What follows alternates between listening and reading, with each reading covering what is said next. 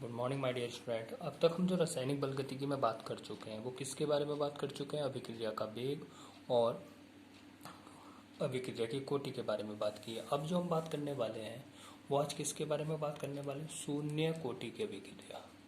शून्य कोटि की अभिक्रिया। शून्य कोटि की अभिक्रिया। देखिए, आप किसी भी अभिक्रिया की अगर कोटि पढ़ते हैं तो इसकी परिभाषा को बनाना बहुत सरल है। देखिए, जैसे वो क्या कह रहा है, शून्य कोटि की अभिक्रिया, तो आप कैसे कह सकते हैं? वह अभिक्रिया जिसमें अभिक्रिया का वेग, वह अभिक्रिया जिसमें अभिक्रिया का वेग अभिकारक के अणु की सांद्रता के ऊपर निर्भर नहीं करता है।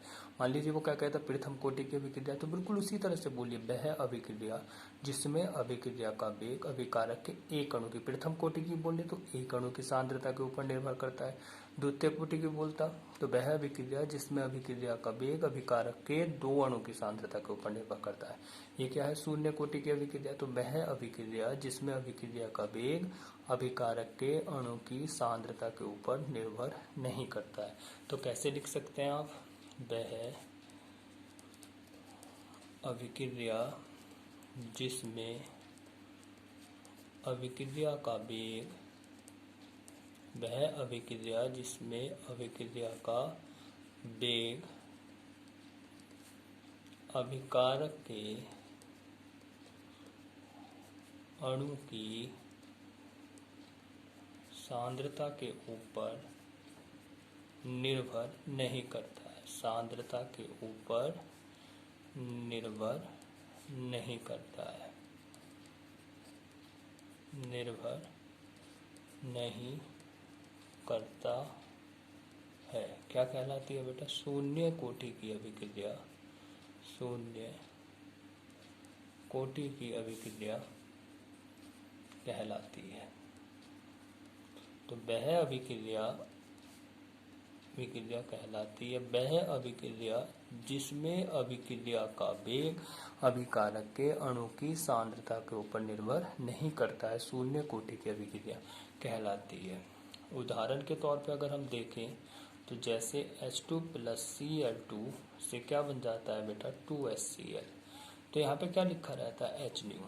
तो प्रकाश की उपस्थिति, याद रखिए, अगर कोई भी अभिक्रिया प्रकाश की उपस्थिति में होती है या उत्प्रेरक की उपस्थिति में होती है तो वह अभिक्रिया कैसी होती है? वह अभिक्रिया हमेशा शून्य कोटि की अभिक्रिया होती है। कैसी होती है बेटा? शून्य कोटि की अभिक्रिया होती है। ऐसी अभिक्रिया में अभिक्रिया का वेग अभिकारक के अणु की सांद्रता के ऊपर निर्भर नहीं करता है। अब बात आगे आती है। बात कह के आती है, अगर शून्य कोटि की अभिक्रिया के हम मात्रक की बात करते हैं। किसकी बात करते हैं? मात्रक की। देखिए, शून्य कोटि की अभिक्रिया को पहचानने को और भी आसान तरीका होता है हेल्पर। आप इस शब्द को याद करके भी रख सकते हैं। ऐसा नहीं प्रकाश की उपस्थिति में यह अभिक्रिया शून्य कोटि की होता है। कैसे कैसे हो सकती है? जैसे ये हीट, इलेक्ट्रिसिटी, लाइट, प्रकाश, उष्मा, विद्युत, परऑक्साइड और फ्री रेडिकल। फ्री रेडिकल का मतलब होता है मुक्त मूलक। फ्री रेडिकल, अगर इनमें से किसी की उपस्थिति में अगर कोई अभिक्रिया हो रही है, और एक और बचता है उत्प्रेरक, कैटालिस्ट। तो अगर आप इस शब्द को याद रखिए, हेल्पर, अगर इसमें से किसी की उपस्थिति में भी अगर कोई अभिक्रिया होती है तो वह कैसी होती है? शून्य कोटि की अभिक्रिया होती है। अब देखिए, शून्य कोटि की अभिक्रिया का आपसे मात्रक भी पूछ सकता है।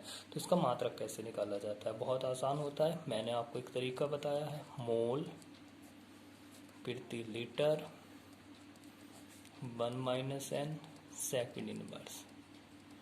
अब n क्या होता है बेटा? जिस कोटि की आप अभिक्रिया पढ़ रहे हैं। आप किसकी पढ़ रहे हैं? शून्य कोटि की। तो यहाँ पे n क्या आ जाएगा? शून्य। n क्या है? जिस कोटि की आप अभिक्रिया पढ़ रहे हैं। तो n का मान यहाँ पे कितना है? 0। तो जब n 0 है तो आप यहाँ पे रखेंगे मोल पर लीटर 1 - n। तो n कितना है? 0। और यहाँ पे क्या हो जाएगा?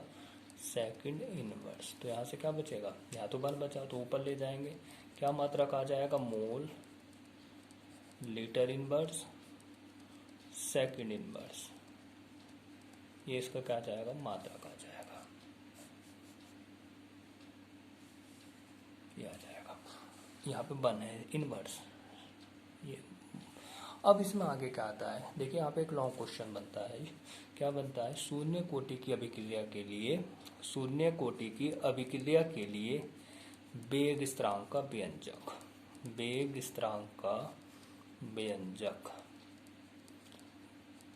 तो इसको भी आप बहुत आसानी से कर सकते हैं। शून्य कोटि की अभिक्रिया क्या होती है, वह अभिक्रिया जिसमें अभिक्रिया का वेग अभिकारक के अणु की सांद्रता के ऊपर निर्भर नहीं करता है, शून्य कोटि की अभिक्रिया कहलाती है।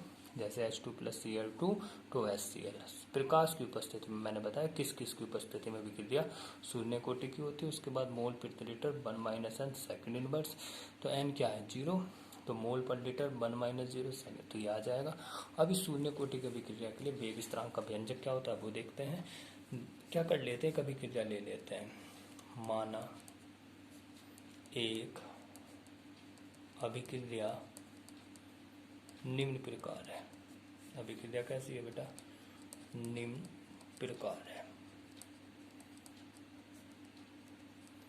माना क्या बन रहा है बेटा, ए से आपका उत्पाद बन रहा है, तो यहाँ पे क्या निकालेंगे, अभिक्रिया का वेग। मैंने पहले लेक्चर में बताया था।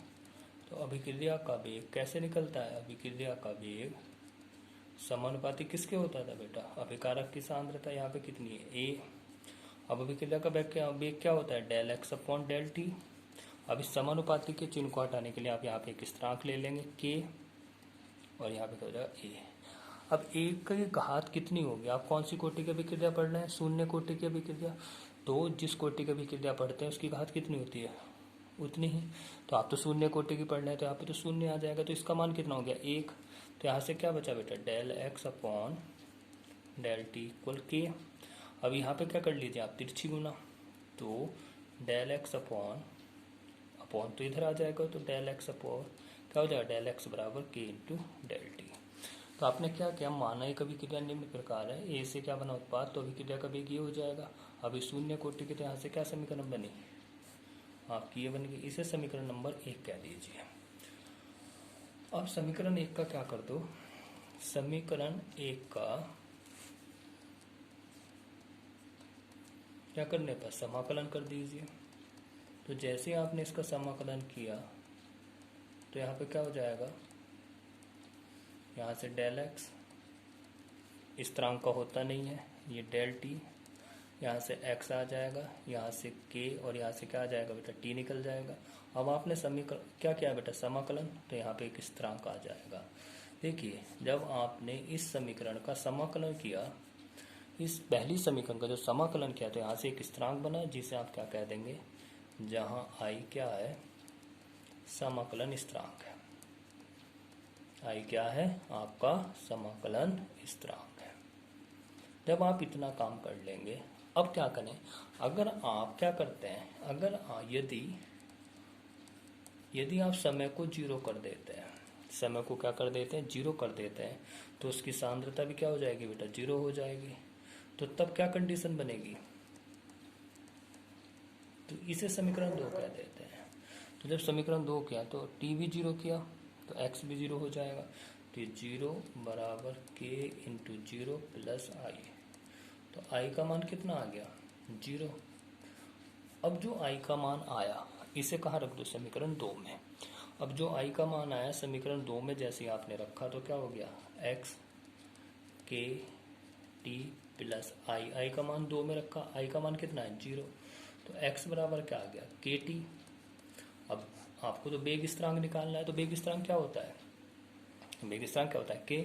तो x बराबर क्या है आपका के टी, आपको क्या निकालना है, आपको तो k निकालना है, तो k बराबर क्या हो जाएगा, t कहाँ पहुँच जाएगा, अपॉन में। तो ये आपका क्या बन गया, k बराबर x अपॉन टी।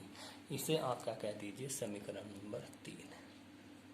तो जो समीकरण 3 आई है, समीकरण 3 क्या है, शून्य कोटि की अभिक्रिया के लिए वेग स्थिरांक का व्यंजक आया है। ठीक है बेटा। तो अब मैं जो अपने नेक्स्ट लेक्चर में बात करूंगा वो आपसे प्रथम कोटि की बात करूंगा। शून्य कोटि की अभिक्रिया में उसकी परिभाषा क्या होती है मैंने ये बताया, फिर उसका मात्रक क्या होता है ये बताया, और जो सबसे ज़्यादा इंपॉर्टेंट है वो ये है कि शून्य कोटि की अभिक्रिया के लिए वेग स्थिरांक का व्यंजक क्या होता है। तो अभी आप शून्य कोटि की पढ़िए। मैं आपसे नेक्स्ट लेक्चर में जो बात करने वाला हूँ वो आपसे मैं प्रथम कोटि की अभिक्रिया के बारे में बात करने वाला हूँ। ठीक है बेटा, ओके, थैंक यू।